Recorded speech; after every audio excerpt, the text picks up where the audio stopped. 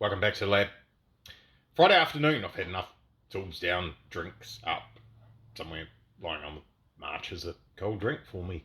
Update on the low cost, we're using that name rather loosely now, low cost 7 build.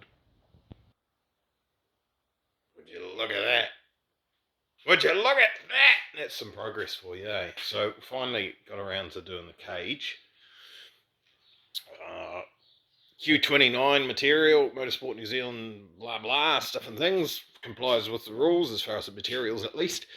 We have to use 44mm, it's like 2.6 wall thickness tube for the main hoop, and then the other stuff is it's like 38.1 or something like that. That's still 2.6 wall thickness. But there you go, that's that. So we have to have hoop, we have to have two backstays and a diagonal. For this style of car, we can not have these and have a lateral that goes from wherever it is, I think it has to be from here or from the other corner, down to the passenger footwell. I'll go away something else I've done. But I've done it like this because more better, more good.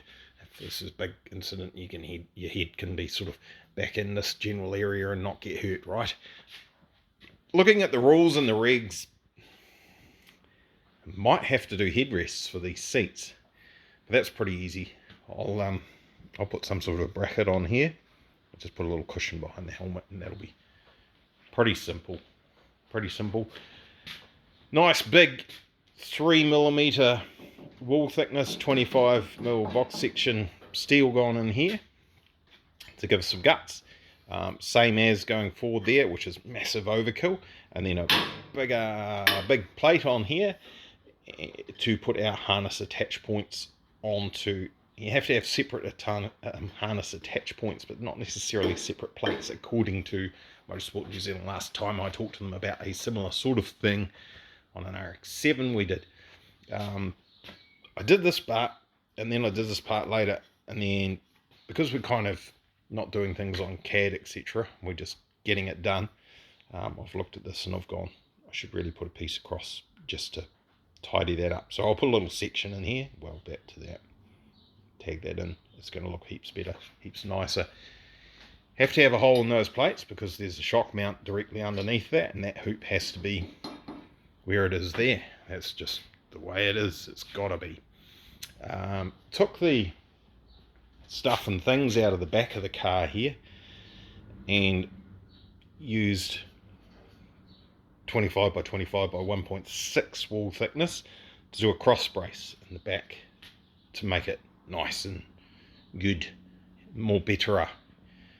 Also, you can see, it's blatantly obvious, it's been in your image the whole time. The fuel tank is mounted fuel cell, 4 gallon, which I can't remember how many litres that is, 16 litres or something like that, which isn't huge, but this is not massive amounts of horsepower at the front here, so this will probably do quite a few laps of most of the circuits in New Zealand before you run out of fuel.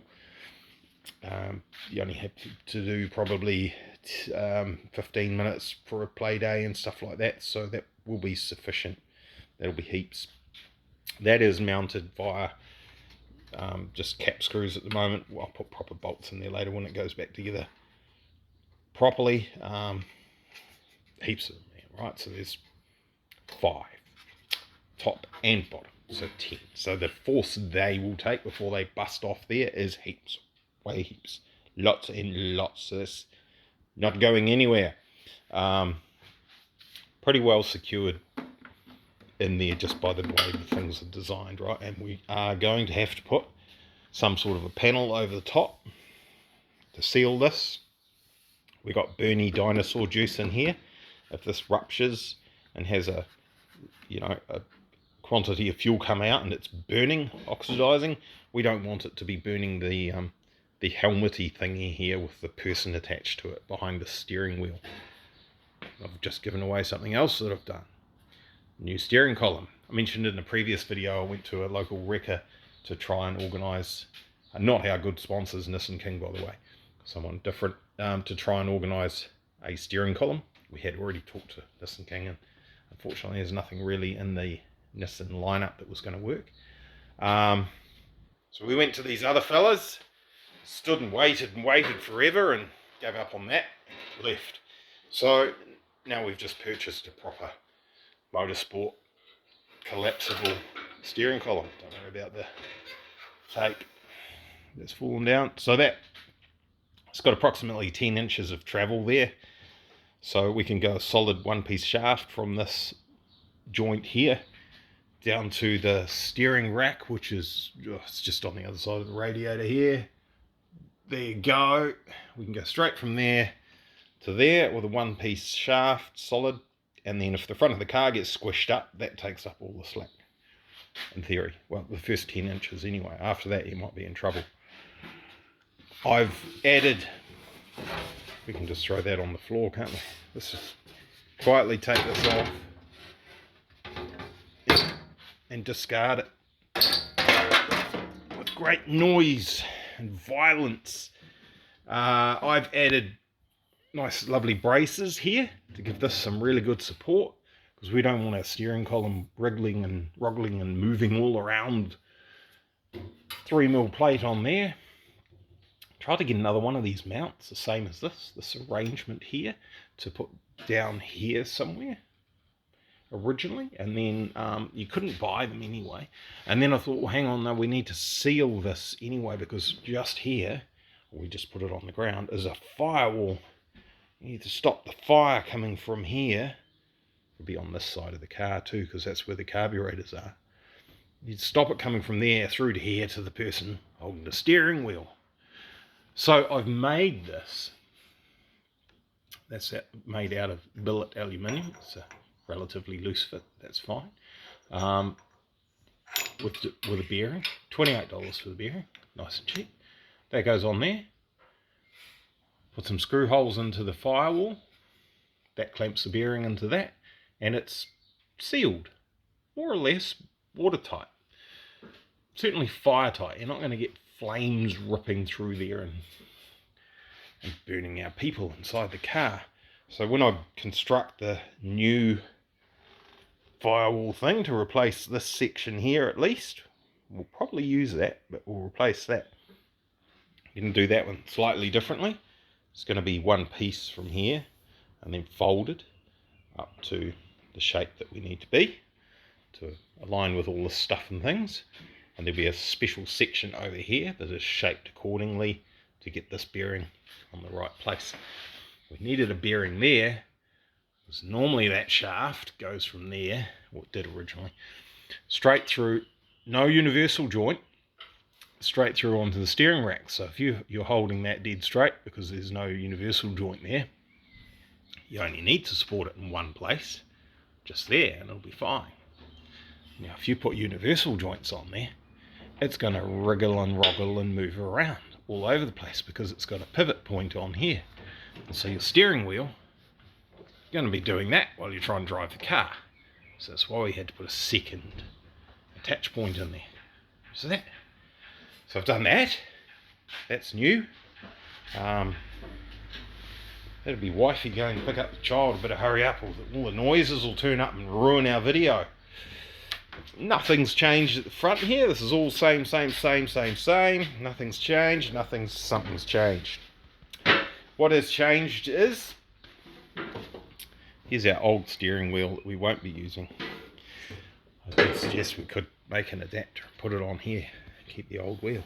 We've put a gate hinge in there. See that? It says gate hinge. So we've got that set up for a throttle pedal. It's not a tilt. We didn't change the whole pedal setup for new. This is an optical illusion. That's a gate hinge. We did that the nice cheap way. We didn't just throw money at it to fix the problem rather than trying to reinvent the wheel. We like reinventing the wheel and spending more time and effort than what it would cost just to buy the 3-pedal set instead of the 2-pedal set. Originally I thought the 3-pedal set would not, the gate hinge would not fit in there because the car wasn't wide enough. But we were lucky because this particular gate hinge, not the tilt and 3-pedal set, I probably won't work with the tape in the way. It does actually fit. It fits and works perfectly. And it won't even hit the firewall if we adjust the stops correctly. So it's great. It was great that I found that gate hinge lying around. Perfect solution for the little issue here. I could absolutely have built something from scratch, but it just ended up that why? You know, why? Because this has got this lovely gate hinge, has got the built-in spring, it's got this built-in stops for both ways. You can have it come only so far and stop, and only travel so far, and it's got lots of holes in there to set up your travels correctly, and it just so happens the gate hinge looks exactly like the tilt-in pedals, so it's really good. So why reinvent the wheel rather than just spend? It is a little bit of money, but it's cheaper than me trying to make something that's going to work just as effectively, right? So we went down that path. Other things that have happened, both floors have been completed, front to back. These sections here will be, as you see just there, aluminium section, not these ones, aluminium sections, so that you can see all the scuffing and scratching and stuff on there already, right? If that was powder coated steel on the bottom, it will start looking secondhand pretty quickly, whereas, sorry about the noise, the aluminium will just be fine. You just give it a scratch with Scotch-Brite if you want to make it look brand new again. I've also done the floors under the seats. Now, I did have a quick look at the previous video on this car. That's quite heavy. Hang on. Magic. And I did say I was going to do some things, and I've done them differently. We have chopped out the entire floor section that was in here. We have replaced with a nice cross brace from 3mm thick 25 by 25 box section. We've put a 3mm thick plate in here for our crutch strap as part of our harnesses. That's going to be mounted in that. I've got to drill a hole in that yet. That's pretty easy to do. I haven't done that. And then we've put 1.6 wall thickness, 1.6 thickness, sorry, galv sheet in here to act as our floor. Nice and strong, really good. We can attach our seat. It's now just here. We can attach our seat via mounting holes there and there, and on the front there and there, straight onto either the cross brace or onto the 1.6 wall thickness. That'll hold that seat perfectly fine. If we go onto here, then it complies with Schedule A nicely. If we go onto the 1.6, not so much, but it's still very, very effective and strong enough. You'll see there's another brace has gone in here. We took out all the structure that was behind the seats here. Chop, chop. It's over there. Look at that thing there. That did very well the other weekend. You've seen that. There's our pile. There's our pile of stuff that we chopped out. Right, I'll just zoom back out of there. There we go. So, chopped all that out. Replace that with nice, good, strong, because we've got a roll cage coming down on top of this. We don't want this being able to flip and flop all over the place. We want that nice and strong, otherwise our beautiful roll cage is just attached to Swiss cheese, and there's no point in that. Drive shaft hoops. There's been heaps happened, eh? We're nearly at 15 minutes. Better hurry up. Drive shaft hoops, made those. Bomb-proof, really good. Don't need two of them. Don't even need one for motorsport stuff. You don't have to have one. For going on the road, it would need this one on the front. That would comply with the regs for going on the road. I've put one at the back as well, because we've got people that their hips are just here. If this goes bang, or this snaps, or this cut comes out of here, you know, circlip comes loose and the shaft flails around in there, that's going to be seriously bad if that's beating away at the side of your hip. So just because it's going to have such a serious consequence if anything were to go wrong, I've done front and rear. Let's get it around the right way. I've also done that very carefully and put a big strop on each side and compressed the suspension full travel as far as it'll go on one side at a time to make sure this, when it goes up and goes through its little arc, it doesn't hit this. So that's all lovely and very good, very safe. Now we can build a transmission tunnel over the top of that from relatively thin material. It doesn't have to be anything particularly strong because that shaft is not coming out of there unless there's been some really serious issues going on. So it won't be a problem. Over there, big orange thing. It's our muffler from Kobe. Local manufacturer. They've been building exhaust stuff and things for cars for decades, I'm going to say. Modified all this. I'll show you how I modified that to get the pipe going into the right spot, get it coming out nice and relatively low in a good spot as far as the frame goes. Then around the corner, and I've put proper mounts on there, so that's all insulated from the car. Can wriggle and jiggle. I'm not sure if you can see that wriggling and jiggling. Put a stainless steel tip on it just because I happen to have some and it was a good size, and it needs to turn a bit of a corner. We can't have that just pointing at the rear tyre, so it's kind of deflects it a bit. Not heaps, enough.